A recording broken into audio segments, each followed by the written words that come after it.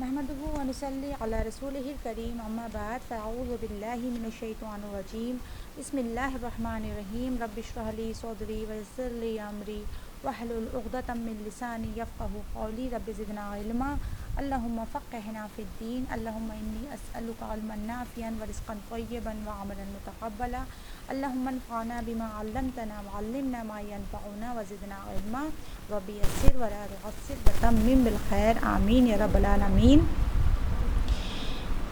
الحمدللہ اللہ کے فضل سے سورۃ الفاتحہ مکمل ہو گئی ہے ہماری۔ بہت ڈیپ میں تو ہم نے نہیں پڑھا ہے، لیکن الحمدللہ امید ہے کہ کچھ نہ کچھ ضرور سمجھ میں آیا ہوگا، ضرور متاثر کیا ہوگا آپ کے دل کو قرآن میں جب آپ نے نماز میں سورۃ الفاتحہ کو پڑھا ہوگا، شعوری طور پہ پڑھا ہوگا۔ امید ہے کہ شعوری طور پہ ہدایت کی دعا بھی ضرور مانگی ہوگی۔ اللہ سبحانہ و تعالی ہمیں ہدایت نصیب فرمائے، علمی ہدایت بھی اور عملی ہدایت بھی۔ اب جو ہم سورہ شروع کرنے جا رہے ہیں وہ ہے سورۃ بہت سورہ ہے، بہت بڑی سورہ ہے، یعنی کہ سب سے بڑی سورہ ہے، اور ساتھ ساتھ یہ دعا بھی ہے کہ اللہ سبحانہ و تعالی ہمیں اس پر عمل کرنے کی توفیق عطا فرمائے، کیونکہ اس میں بہت ہی جو ہیں وہ شرعی مسائل ہیں۔ سمجھ لیجیے شریعت کا ایک بڑا حصہ جو ہے وہ اس میں ہم کور کریں گے۔ اسی طرح اللہ سے یہ بھی دعا ہے کہ اللہ تعالی ہمارے لیے آسانیاں فرمائے، اسے خیر کے ساتھ مکمل فرمائے۔ رب یسر ولا تعسر وتمم بالخیر آمین۔ اور اللہ تعالیٰ اس پہ پوری طرح سے عمل کی توفیق عطا فرمائے، مشکل نہ ہو، آسانیاں ہوں۔ اس دعا کے ساتھ شروع کرتے ہیں سورۃ البقرہ۔ سب سے پہلے سورۃ البقرہ کے بارے میں جانتے ہیں کہ یہ مدنی سورہ ہے، مدنی سورت ہے، بعثت کے 12 سال بعد نازل ہوئی، لیکن بالکل شروع میں ہے، اور اس میں جو ہیں 286 آیات ہیں، 6201 جو ہیں اس میں کلمات ہیں، ورڈز ہیں، 25,500 حروف ہیں، لیٹرز ہیں، اور 40 رکوعات ہیں۔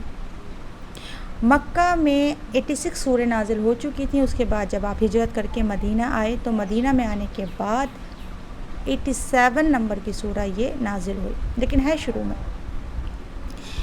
اس کا ایک بڑا حصہ جو ہے وہ شروع میں نازل ہوا، یعنی کہ مدینہ آتے کے ساتھ ہی پہلی ہجری میں، اور کچھ حصہ اس کا 10ویں ہجری میں بھی نازل ہوا ہے۔ اور اس کی فضیلت، اس کی کے بارے میں بہت ساری احادیث ہمیں ملتی ہیں، جس میں سے ایک میں آپ صلی اللہ علیہ وسلم نے فرمایا، اس کا مفہوم ہے کہ ہر چیز کی ایک سنام ہوتی ہے، ایک اونچائی ہوتی ہے، ایک پیک ہوتی ہے، ایک بلندی ہوتی ہے، اور قرآن کی سنام جو ہے سورۃ البقرہ ہے۔ عربی میں سنام کہتے ہیں اونچائی کو، کیونکہ اس میں پورے قرآن کا ایک مختصراً بیان ہے، کوئی خاص موضوع پر بات نہیں ہوئی ہے، اس میں ہر طرح کے موضوع پر بات کی گئی ہے۔ قرآن کی سب سے لمبی سورہ ہے۔ قرآن کی سب سے عظیم آیت کون سی ہے پتہ ہے آپ لوگوں کو؟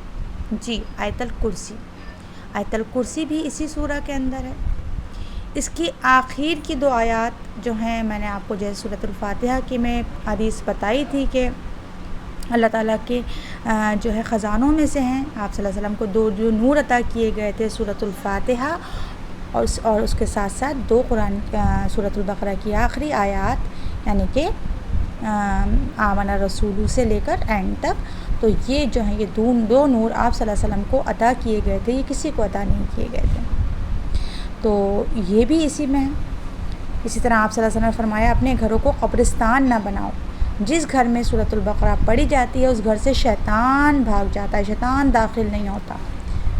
ہمیں ہر دشمن کا ڈر ہوتا ہے، ہر دشمن سے بچنے کے لیے ہم کچھ نہ کچھ سیفٹی کے انتظام کرتے ہیں، لاک لگاتے ہیں، لیکن شیطان کو بھگانے کے لیے بھی کیا ہم نے کوئی لاک لگانا ہے؟ جی لگانا ہے انشاءاللہ تعالی، اور وہ کیا ہے؟ سورۃ البقرہ ہے۔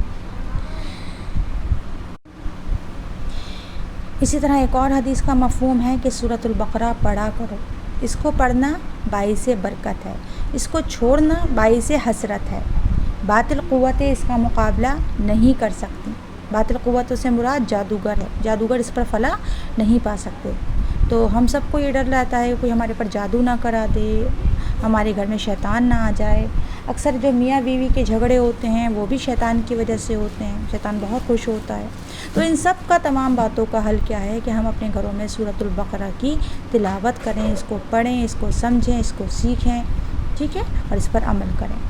اسی طرح ایک اور حدیث کا مفہوم ہے کہ جو سوتے وقت سورۃ البقرہ کا آخری رکوع پڑھ لیتا ہے تو اس میں جو کچھ اس نے مانگا اسے عطا کر دیا جاتا ہے۔ اور ایک اور جگہ آتا ہے کہ اس کی پوری رات کے لیے کافی ہو جاتا ہے، یعنی کہ پوری رات کی حفاظت کے لیے سورۃ البقرہ کا آخری رکوع کافی ہو جاتا ہے۔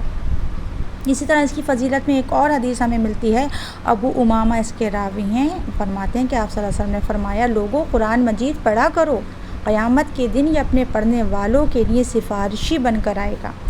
زہراوین پڑھا کرو، البقرہ اور آل عمران، یہ قیامت کے دن دو بادلوں کی شکل میں، دو بدلیوں کی شکل میں، دو سائبان چھتریوں کی شکل میں یا دو پرندوں کے جھنڈ کی شکل میں جو پر پھیلائے ہوئے ہوں گے آئیں گی اور اپنے پڑھنے والوں کے لیے جھگڑیں گی اور ان کی سفارش کریں گی۔ سوچئے کہ جس دن انسان کھڑا ہوگا اور سورج 1 میل کے فاصلے سے آگ برسا رہا ہوگا، کوئی سایہ نہ ہوگا، لوگ پسینے میں شرابور ہو رہے ہوں گے، ڈبکیاں لے رہے ہوں گے، تو اس دن جو ہے وہ سورۃ البقرہ اور سورہ آل عمران جو ہیں وہ سایہ کریں گی، اور ان کو زہراوین کہا گیا، نور والی، چمکنے والی آیتیں۔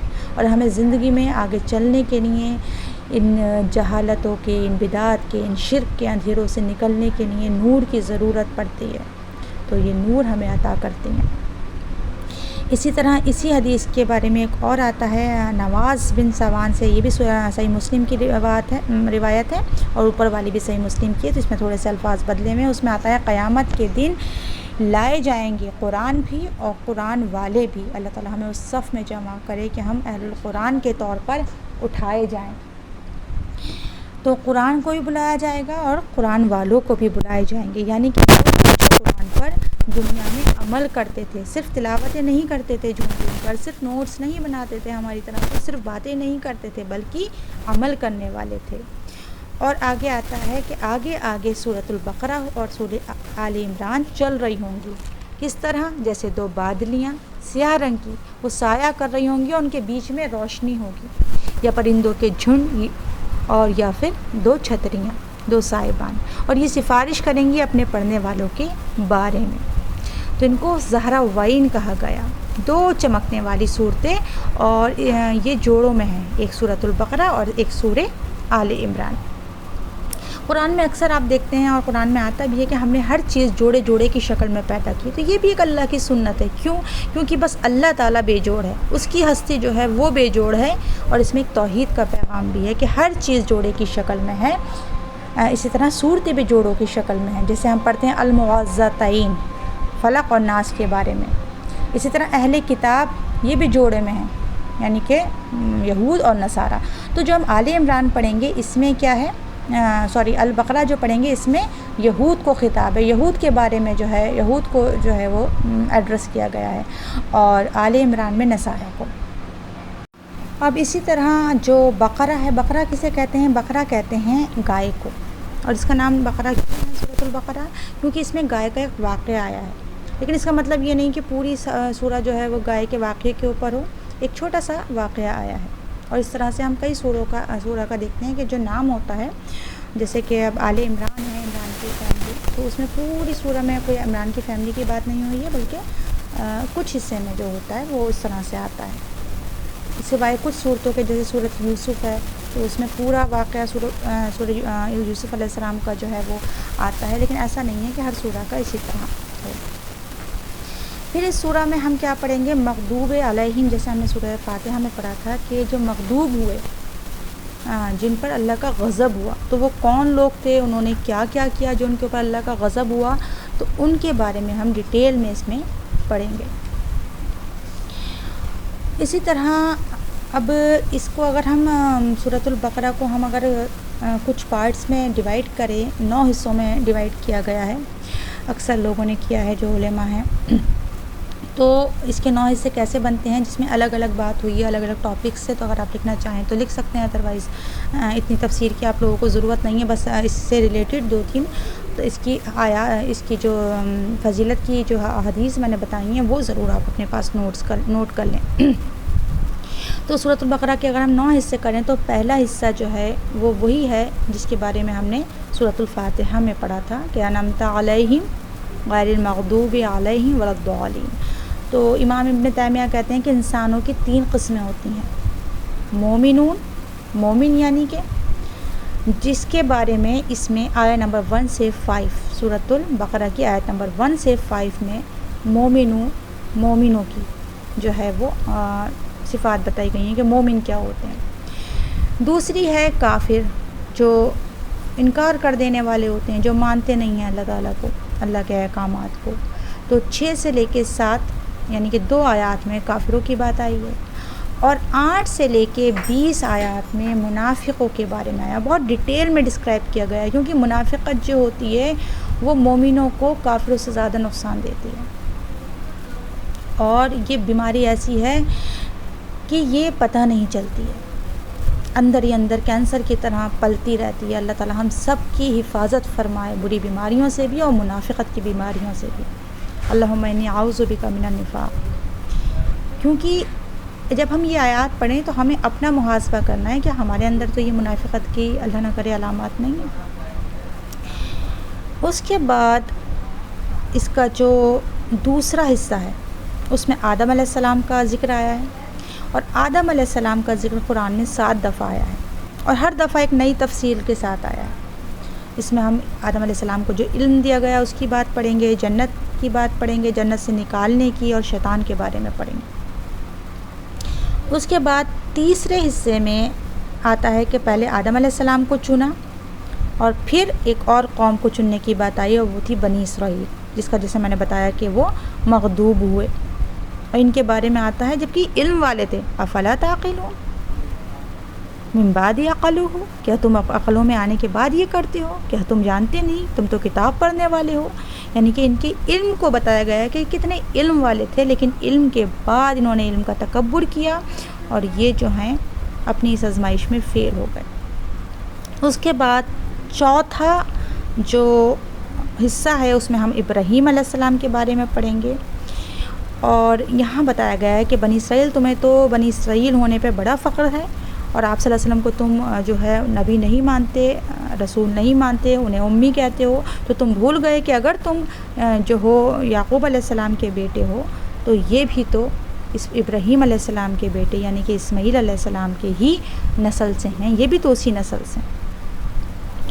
اس کے بعد اس کے 5ویں حصہ جو سینٹر میں ہے اس کے، اور اس میں بیچ میں درمیان میں کعبے کی تعمیر کی بات آئی ہے، بالکل درمیان میں، سمجھ لیجیے سورۃ البقرہ کا دل سمجھ لیجیے اس کو، جیسا ایسا لگتا ہے کہ پوری سورہ کعبے کا طواف کر رہی ہو، اور ساتھ ساتھ یہاں پر یہ بھی بتا دیا گیا کہ تم امت وسط ہو، تم درمیانی امت ہو جو دوسروں کے لیے نکالی گئی ہو۔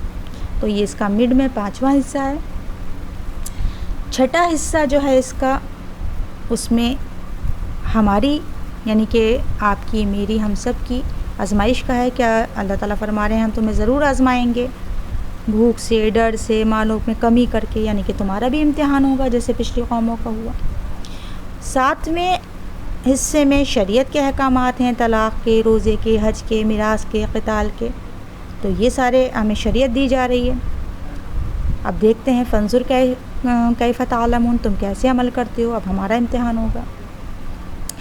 8ویں حصے میں 3 باتیں ہیں کہ اللہ کی راہ میں مال خرچ کرنے کی ترغیب دی گئی ہے بہت زیادہ، اسی طرح ربا جو بدترین کمائی ہے اس کی بھی بات ہوئی ہے، اور سمجھ لیجیے مال سے ہی ریلیٹڈ ہیں، اور حلال مالوں کی یعنی تجارت کی، قرض کی، ان کے اوپر بات کی گئی ہے۔ اور 9واں حصہ اگر لیں تو پھر وہ آخر کی جو دعائیں ہیں، اور بڑی کمپرہنسو دعائیں ہیں جو آمن رسول سے لے کے لاسٹ تک ہیں، اور اس میں جو ہے اللہ تعالیٰ سے دعا مانگی گئی ہے۔ تو یہ مختصراً سا اس کا انٹروڈکشن تھا، اور اس کے بعد ہم اس کو شروع کرتے ہیں۔ آج ہم صرف اس کے پہلی آیت پڑھیں گے، آیت نمبر 1، اور وہ ہے الف لام میم۔ جی، اس کو اسی طرح پڑھنا ہے کھینچ کے، اس کو ہم ملا کر پڑھتے ہیں، ہے نا، ایسے نہیں پڑھتے علم، جبکہ اسی طرح سے ہم دیکھتے ہیں کہ سورہ علم تری کیف فعل ربک وہاں پہ علم پڑھتے ہیں، لیکن یہاں پہ الف لام میم اس طرح سے پڑھتے ہیں۔ کیوں؟ کیونکہ آپ صلی اللہ علیہ وسلم نے وہاں ایسے پڑھا ہے اور یہاں ایسے پڑھا ہے، اور آپ صلی اللہ علیہ وسلم نے ہی اس کو اس طرح سے پڑھنے کا حکم دیا ہے، ٹھیک ہے۔ انہیں کہتے ہیں حروف مقطعات، قطع سے ہیں، قطع کہتے ہیں کاٹنے کو۔ قطع رحمی آپ نے ورڈ سنا ہوگا، قطع رحمی کر دی، فلاں نے رشتے کاٹ دیے، رشتے کاٹنے کے نہیں آتا ہے۔ قرآن میں 29 سورہ جو ہیں وہ حروف مقطعات سے شروع ہوتی ہیں۔ اب ان کے نام میں آپ کو نہیں لکھوا رہی ہوں، بہت لمبا ہو جائے گا آپ کے لیے، یعنی کہ ان کو الگ الگ کر کے پڑھا جا رہا ہے۔ میں نے آپ کو بتایا تھا کہ یہ بعثت کے 12 سال بعد نازل ہوئی ہے اور شروع ہو رہی ہے الف لام میم سے، اور شروع میں آیا تھا اقرا، ہونا تو قرآن کے شروع میں چاہیے تھا اقرا بسم ربک الذی خلق، لیکن یہاں شروع ہو رہا ہے الف لام میم۔ تو قرآن میں نے آپ کو پہلے بھی بتایا تھا انٹروڈکشن میں، قرآن جس ترتیب میں نازل ہوا تھا، یعنی کہ نزولی ترتیب جو تھی وہ اقرا کی پہلے ہے، اقرا بسم ربک الذی، لیکن وہ اینڈ کے پارے میں 30ویں پارے میں، تو وہ اللہ کے حکم سے ہے، نازل کرنا بھی اللہ کے حکم سے ہے، اور جس ترتیب میں مرتب کیا گیا قرآن میں لکھا گیا وہ بھی اللہ کے حکم سے ہے۔ نزول الگ ترتیب میں ہے اور جمع الگ ترتیب میں ہے، اور اس میں بھی اللہ کی حکمت ہیں۔ اب کیونکہ ہم نے وہاں ہدایت مانگی تھی اہدنا الصراط المستقیم، تو ہمیں یہاں آگے ہدایت کا ایک بڑا حصہ یعنی کہ سورۃ البقرہ دی گئی، جس میں بہت جسے کہتے ہیں شریعت کا بڑے حصے کو جو کور کر رہی ہے۔ اب بات آتی ہے کہ الف لام میم تو پہلی آیت ہے، دوسری آیت میں بتایا جا رہا ہے کہ یہ کتاب ہے، یہ ہے ہدایت متقیوں کے لیے، لیکن ہم نے مانگی تھی دعا کہ اہدنا الصراط المستقیم، اللہ ہمیں ہدایت دے دے، اور یہاں پہ آ گیا الف لام میم۔ تو الف لام میم ہدایت کیسے ہے؟ اس کی جو ہے میں اس تفسیر میں نہیں جاؤں گی کہ الف لام میم کا مطلب کیا ہے، اس کی بہت تفسیریں لوگوں نے کی ہیں، ہمیں اس میں نہیں جانا ہے، نہ ہمیں اس سے ہمارا کوئی مطلب ہے، نہ ہمارے وہ عمل کی ہیں۔ بہت سے لوگ کہتے ہیں الف سے اللہ، اور میم سے محمد، اور لام سے جبرائیل، اور آپ صلی اللہ علیہ وسلم کے اوپر جبرائیل علیہ السلام لے کر آئے اللہ کی طرف سے۔ ان تمام چیزوں میں ہمیں نہیں جانا ہے، کیونکہ ہمیں آپ صلی اللہ علیہ وسلم سے اس کی کوئی تفسیر نہیں ملتی۔ کچھ چیزیں ہیں، کچھ پوائنٹس ہیں جو میں آپ کے سامنے رکھنا چاہوں گی۔ نمبر 1 یہ کہ الف لام میم کیوں آیا یہاں پر، تو ایک تو اس میں جو ایک پوائنٹ لیتے ہیں وہ یہ لیا جاتا ہے کہ مدنی دور میں جو تھا وہ اہل کتاب سے سامنا تھا، یہود سے سامنا تھا۔ مکی دور میں تو مشرکین مکہ سے سامنا تھا آپ صلی اللہ علیہ وسلم کا، لیکن یہاں پر کس سے سامنا تھا؟ یہود سے سامنا تھا، اور یہود جو تھے بڑے علم والے تھے، اہل کتاب کہے جاتے تھے، جیسے میں نے ابھی بتایا کہ ان کو علم کا بڑا زوم تھا، بڑا تکبر تھا، اور آپ صلی اللہ علیہ وسلم کو امی کہتے تھے، برائی کے طور پہ کہتے تھے۔ اللہ نے اسی کو ان کی صفت بنا دیا، اللہ تعالیٰ نے فرما دیا کہ نہیں تھے آپ کے تلاوت کرتے آپ اس سے پہلے کچھ بھی، اور آپ نے کبھی اپنے دائیں ہاتھ سے کچھ نہیں لکھا۔ البتہ شک میں پڑ جانے والے جو ہیں وہ باطل پرست جو ہیں، اس کے بعد بھی باطل پرست جو ہیں وہ شک میں پڑتے ہیں۔ اگر ایسا ہوتا تو البتہ شک میں پڑ جاتے باطل پرست۔ سورہ عنکبوت آیت نمبر 48 میں اللہ تعالیٰ نے یہ بات لکھ دی۔ بہرحال کہ کیا تھا کہ کس سے سامنا تھا؟ یہود سے سامنا تھا، جنہیں اپنے علم پہ بڑا غرور تھا۔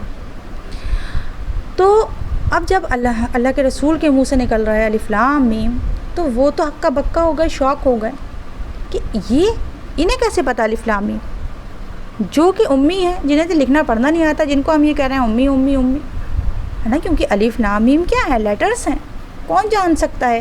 اب بالکل ایک جاہل انسان ہو جس کو آپ امی کہیں، امی کیا ہوتا ہے؟ امی کہتے ہیں جو ماں کے پیٹ سے نکلا ہو، ماں کے پیٹ سے نکلا ہوا ماں سے ہے نا، تو اس کو کیا علم ہوتا ہے؟ کوئی علم نہیں ہوتا۔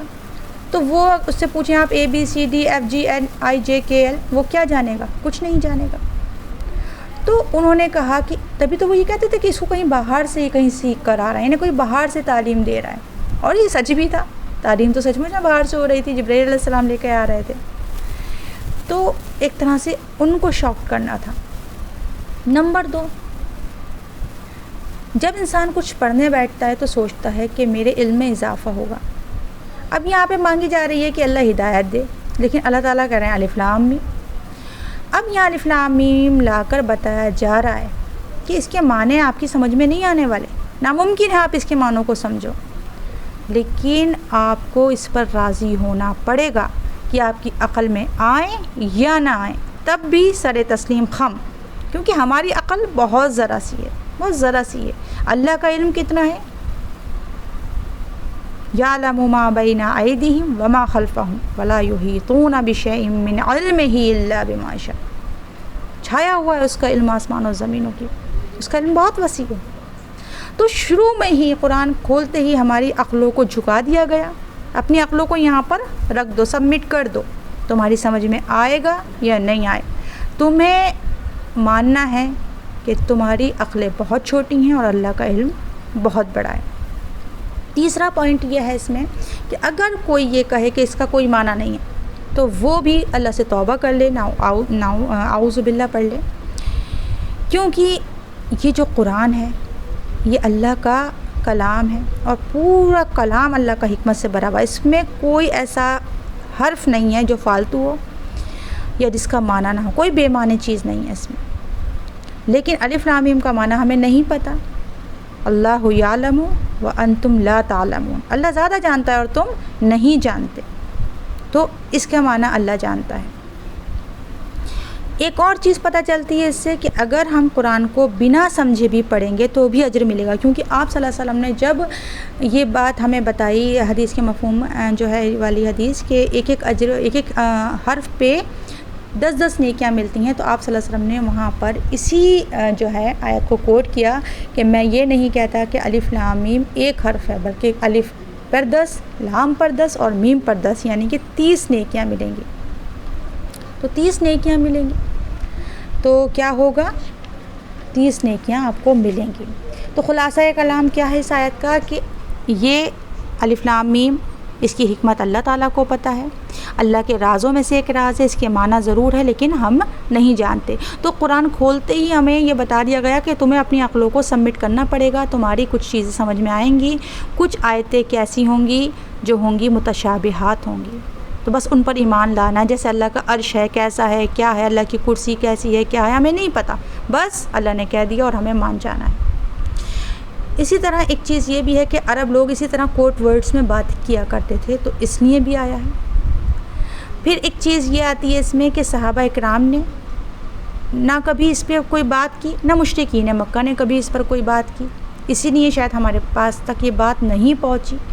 تو ایک امکان یہ بھی ہو سکتا ہے کہ وہ بہت زیادہ نون ہو یہ ورڈ، وہاں پر بہت لوگ جانتے ہوں اس کے بارے میں، لیکن ہو سکتا ہے کسی نے اس لیے سوال ہی نہ کیا ہو. اللہ عالم، اللہ بہتر جانتا ہے.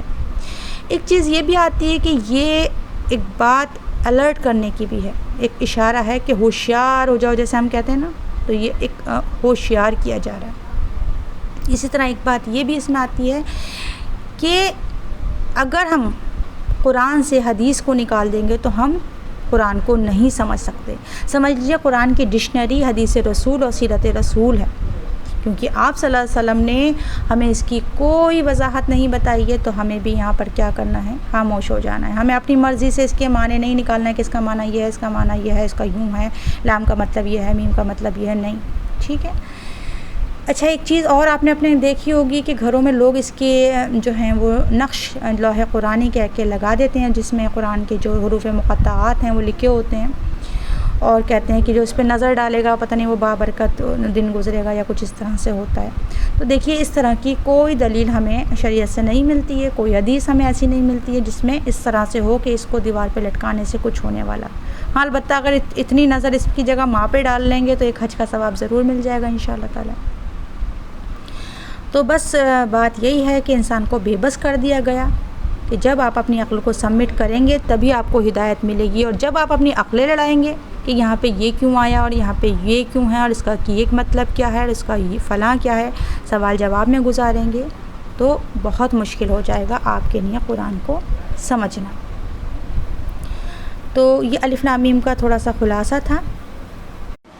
اچھا ایک اینگل سے اور اس کو ہم دیکھ لیتے ہیں، بس اس کے بعد میں اپنی بات کو ختم کروں گی. اور آج کے سبق میں آپ کے لیے یاد کرنے کا ٹرانسلیشن بھی نہیں ہے، بس آپ کو الف لام میم کا مطلب الف لام میم ہی ہے، اس لیے چھٹی ہے آج کی ہوم ورک کی اس کی. ہاں لیکن آپ کو پریکٹس ضرور کرنا ہے. کس طرح سے کرنا ہے؟ الف لام میم، یہ آپ کے ہوم ورک گروپ میں انشاءاللہ ڈال دی جائے گی، سوری لیسن گروپ میں. اچھا جو میں آپ کو بتائی تھی ایک اور اینگل سے اس کو دیکھیں تو اس میں جیسے میں نے آپ کو بتایا کہ اس کی میں نے ابھی آپ کو 9 حصے کر کے بتائے. اس میں ہم نے دیکھا کہ پہلے آدم علیہ السلام کا قصہ ہے، پھر اس کے بعد بنی اسرائیل کی بات ہوئی ہے، پھر ابراہیم علیہ السلام کو، اور پھر ہمارا آیا ہے. ان میں چاروں میں آزمائشوں کا ذکر ہے. آدم علیہ السلام کو بھی آزمائش لی گئی، لیکن کیا ہوا؟ وہ آزمائش میں فیل ہو گئے، شیطان کی باتوں میں آ گئے. لیکن وہ قصہ ہمیں کیا سبق دیتا ہے کہ اگر انسان فیل بھی ہو جائے تو بھی دوبارہ پاس ہو سکتا ہے.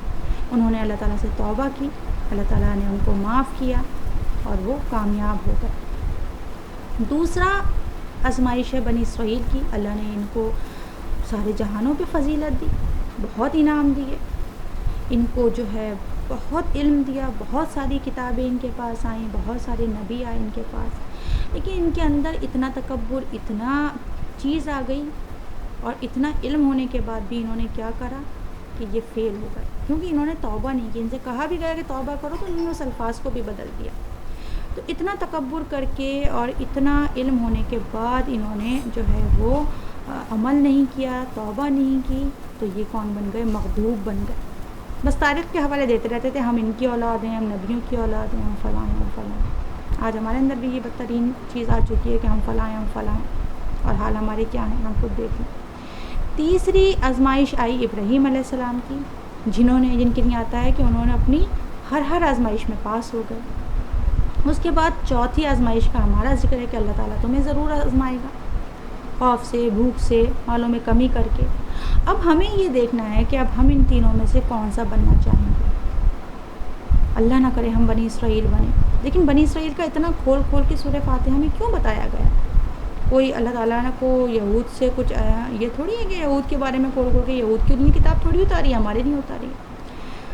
بلکہ ہمارے لیے سبق ہے کہ جو غلطیاں ان سے ہوئی ہیں وہ تم مت کرنا. جس طرح سے انہوں نے کرا ہے، جس روش پہ یہ رہے، آگے ہم پڑھیں گے کہ آیت میں ان کو کس طرح سے اللہ تعالیٰ نے ایکسپوز کیا ہے، کھول کے ان کے بارے میں بتایا ہے، تو صرف اس لیے تاکہ تم وہ مت کرنا. دوسری، اگر ہمارے پاس کوئی آزمائش آ رہی ہے اور ہم اس میں فیل بھی ہو رہے ہیں تو بھی گھبرانے کی بات نہیں. اللہ سے توبہ کرتے جاؤ، اور توبہ کر کے تب بھی تم پاس ہو سکتے ہو. اللہ تعالیٰ فرماتا ہے تو نے زمین سے آسمان بھی گناہوں سے بھر لیے ہیں، اور توبہ کر کے میرے پاس پلٹ آ تو میں تجھ سے راضی ہو جاؤں. اور تیسرا ابراہیم علیہ السلام کا بھی ہے کہ ایسے ہو جائیں کہ ہر آزمائش میں پاس ہونے والے ہو جائیں. اللہ تعالیٰ ہمیں یہ توفیق عطا فرما دے. تو انشاءاللہ کل ہم اس کو پڑھیں گے. دوسری آیت انشاءاللہ تعالیٰ بہت امپورٹنٹ آیت ہے، آپ سب لوگ ضرور کلاس اٹینڈ کیجیے گا. اللہ تعالیٰ ہمیں علم کے ساتھ ساتھ عمل کی بھی توفیق عطا فرمائے، ہمارے لیے اس کو سیکھنا سمجھنا آسان کر دے. گھبرائیے گا نہیں، کچھ زیادہ ہو جائے تو گھبرانے کی ضرورت نہیں ہے. جتنا سمجھ میں آئے ٹھیک ہے، جو نہیں سمجھ میں آئے کوئی بات نہیں، چھوڑ دیجیے. جیسے جیسے آپ آگے بڑھتی جائیں گی اللہ تعالیٰ آپ کے دل کو خود کھولتا جائے گا، پڑھتے ہٹتی جائیں گی، سب چیزیں سمجھ میں آنے لگیں گی. تو بالکل گھبرانے کی ضرورت نہیں کہ انہوں نے کیا بتا دیا 6 حصے 7 حصے فلاں فلاں.